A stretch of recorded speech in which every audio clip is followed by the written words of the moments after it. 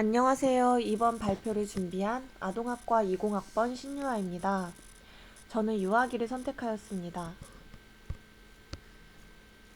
제가 준비한 유아기 심리사회적 이슈는 유아기 조기교육의 확대입니다. 이슈 선정 이유입니다. 제 유아기부터 아동기까지의 시절을 떠올리면 선행교육으로 인한 압박감과 부담감을 느꼈던 기억이 있습니다.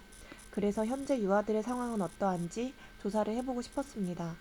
유아가 겪을 뇌발달의 악영향과 사회적으로 나타나는 부정적인 현상, 유아가 느끼는 심리적인 부담감 등을 자료조사할 수 있었습니다.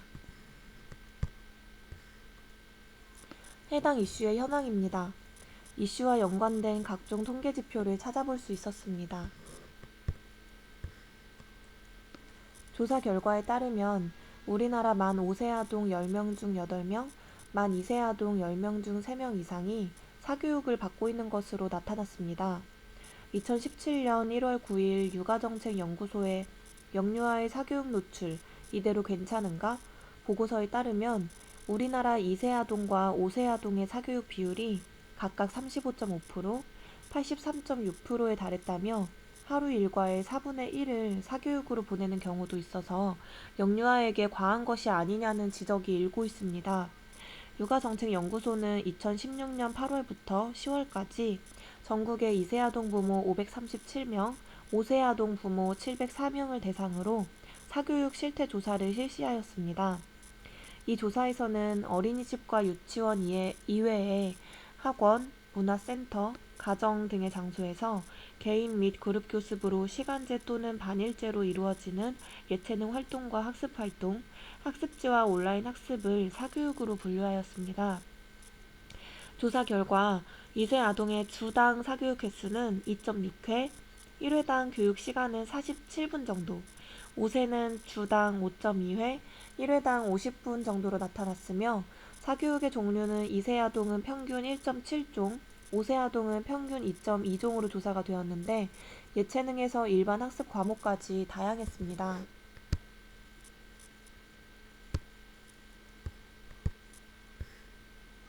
2세가 받는 사교육 중에서는 한글 독서 논술 등 국어가 가장 많았고 체육, 미술, 과학, 수학, 영어 순이었습니다. 5세 대상 사교육도 국어가 가장 많은 비중을 차지하였고 체육, 수학, 미술, 음악, 영어, 과학 등이었습니다. 김은영 육아정책연구소 연구위원님은 우리나라 영유아는 상대적으로 학습 시간이 지나치게 길다고 지적하였습니다. 부모가 자녀의 발달 과정을 배울 수 있는 부모 교육도 필요하다고 지적했습니다. 육아 전문가들은 사회정서 발달을 방해하고 불안, 우울, 공격성 등을 야기할 수 있는 영유아기에 무분별한 사교육을 규제할 필요가 있다고 강조하였습니다. 유아기 사교육비 또한 증가하고 있는 현황입니다. 2018년도의 조사 결과에 따르면 초등학교 입학하기 전 영유아 때의 사교육비가 한 해 1조 8천억 원에 달한다는 결과가 나왔습니다. 1년 동안 1,300만 원을 사교육비로 지출한 유치원생도 있었습니다. 초등학생 때보다 유치원에 다닐 때 사교육에 더 많은 돈을 썼습니다. 통계청의 2007년에서 2015년까지의 조사 결과를 분석했더니 0세에서 만 6세까지 영유아의 사교육비 규모가 2015년 기준 1조 8천억 원으로 추정이 되어서 2007년에는 4,034억 원이었던 영유아의 사교육비가 8년 만에 4.2배나 증가한 모습입니다. 반면 영유아 공교육비는 지속적으로 감소하는 추세입니다. 영유아 공교육비는 2011년 1조 5,138억 원으로 정점을 찍은 이후 2015년에는 8,619억 원까지 떨어졌습니다. 2012년까지만 해도 공교육비 지출이 많았지만 2014년부터는 사교육비를 더 많이 지출했습니다. 2000년에서부터 2012년까지 한국노동 패널 조사를 추가 분석했더니 사교육비를 가장 많이 지출한 유치원생은 1년 동안 1,320만 원을 썼습니다. 2000년에 유치원생이던 학생이 2012년 고등학교 3학년이 될 때까지 연간 지출한 1인당 총 사교육비를 분석한 결과입니다. 오히려 초등학생일 때보다 유치원에 다닐 때 사교육비 지출이 더 많았습니다. 사교육비를 가장 많이 지출한 학생을 보면 초등학교 6년간 연간 576만 원에서 876만 원의 사교육비를 지출했습니다. 사교육비를 가장 많이 지출했던 초등학교 4학년 때도 유치원 때의 67% 수준입니다. 우리가 흔히 영어 유치원이라고 부르는 곳은 실상 유아대상 영어 학원이지 유치원이 아닙니다. 서울시 유아대상 영어 학원은 2009년에 66개였는데 10년 새에 4.4배나 늘어나서 288개나 된다고 합니다. 이들의 교습비 평균은 105만 원으로 연 단위로 환산하면 4년제 대학 등록금 평균의 약 2배이며 놀이학원을 표방하면서 실상 수업 내용은 원어민 이중 언어 수업, 원서 읽기 등 영어 학습의 다른 형태인 곳이 늘어나고 있습니다. 급기야 유아대상 수학학원, 과학학원까지 생겼습니다. 이름도 땡땡 영재교육센터, 땡땡 학술원으로 학부모님들이 보기에 공인된 교육기관처럼 착각하기 쉽습니다.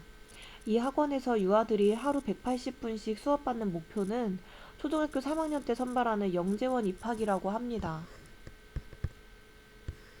뇌과학자인 서유연 교수님은 유아기에는 무엇보다 전두엽 발달이 이루어져야 한다고 강조하였습니다.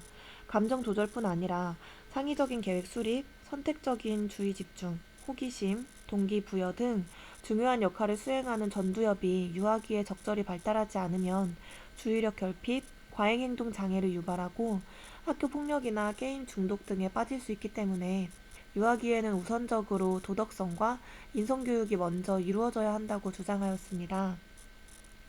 조기인지 교육은 학습 시간이 너무 길고 영유아 교육 방식으로 적합하지 않다고도 지적하였습니다. 또 조기인지 교육을 받은 아이들은 짜증, 분노, 공격성 등 감정 조절에 어려움을 보이거나 부모와 관계가 악화되는 경우가 있다고 지적하면서 최소한 2시간 이상의 놀이 시간이 확보되어야 한다고 입을 모았습니다. 그럼 이런 조기교육 확대의 원인은 무엇일까요? 학회지에 따르면 유아기 때부터 조기교육을 시키는 이유는 남들에게 뒤처지지 않게 하기 위해서 가 130명으로 43.3%, 놀이보다 학습이 더 중요해서 가 63명으로 21%, 좋은 대학교를 보내기 위해서 가 55명으로 18.1%, 남들이 하니까 불안해서 가 27명으로 9%, 기타 이유로 26명 8.6% 순으로 나타났습니다. 이러한 사회현상에 대안책으로는 어떤 점들이 있을지도 찾아보았습니다. 사실 유아들의 행복 조건은 단순합니다. 부모와 함께 좋아하는 놀이나 활동을 할 때 약 80%의 아이들이 행복하다고 느낀다는 조사 결과가 있습니다. 엄마와 대화를 나누는 행위만으로도 아이들은 행복 호르몬인 옥시토신 수치가 증가하게 됩니다. 또한 아빠가 적극적으로 놀아준 아이들이 사고력 테스트에서 더 높은 점수를 기록한다는 연구 결과도 있었습니다. 러시아 문학을 대표하는 세계적인 거장 도스토옙스키의 소설 카라마조프가의 형제들을 보면 다음과 같은 구절이 나옵니다. 어린 시절의 즐거운 추억이 많은 아이는 삶이 끝나는 날까지 안전할 거야.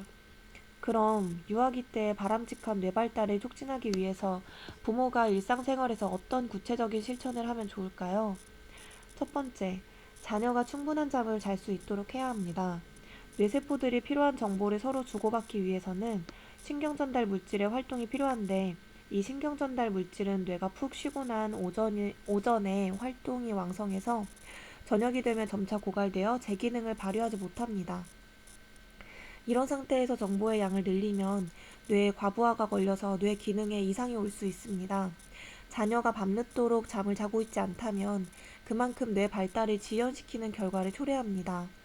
두 번째, 유아기에는 최대한 학원이나 학습지를 멀리해야 합니다. 유아기는 자유로운 놀이 활동을 통해서 감정과 본능을 만족시켜 주어야 전두엽이 발달하게 됩니다. 조기 학습으로 인해서 유아들이 스트레스를 받게 되면 뇌의 잠재성을 방해할 뿐만 아니라 생애 건강한 출발에 필요한 일상의 경험에 대해서 뇌의 민감성을 감소시킬 것입니다. 세 번째, 자극이 풍부한 환경을 마련해줘야 합니다. 지적 및 사회적 자극, 감각 자극이 풍부한 환경에서 자란 유아는 뉴런의 크기와 연결 구조에 긍정적인 영향을 미쳐서 두뇌 활동이 왕성하게 이루어질 수 있습니다. 특히 가정 환경은 유아의 지적 발달에 중요한 역할을 합니다.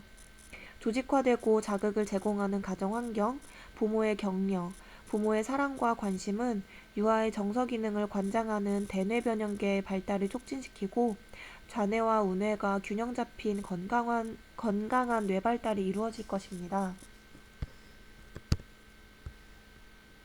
그럼 여기까지 준비한 발표를 마치겠습니다. 부족한 발표 들어주셔서 감사합니다.